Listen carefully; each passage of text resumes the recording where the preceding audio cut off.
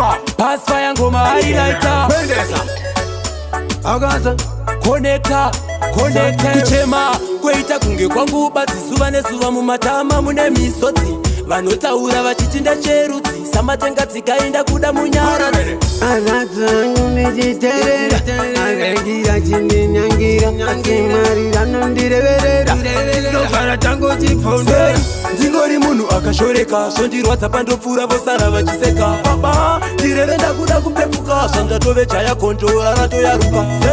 Ndingori munhu akashoreka Zvondirwadza pandopfuura vosara vachiseka Baba, ndirerenda kuda kupepuka Zvandatove chaya kondora ratoyaruka Tayaruka Atinchida kutraya kubatamuka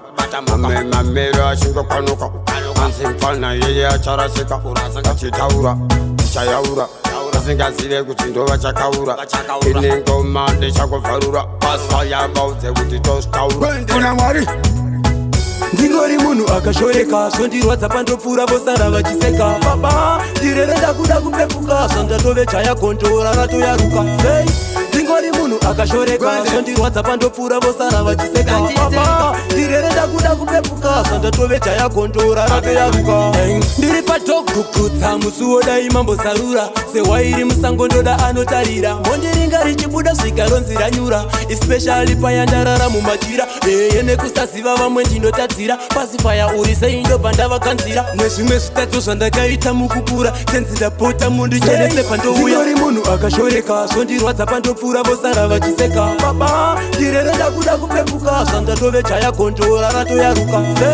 Ndingori munhu akashoreka Zvondirwadza pandopfuura vosara vachiseka Baba, ndirerenda kuda kupepuka Zvandatove chaya kondora ratoyaruka Vale vamwe vacho vanosaiza Ende vamwe vacho ndevebaizi Vanobva vatosaiza futi price Nekuti vanofunga kuti Ichazopera funge maaizi Asi Vale kudenga Vakashinga Ado Funge mambanotunga Amen man Urunone wane vavanga Chango mira rese varume Kakamrume kuda chitaka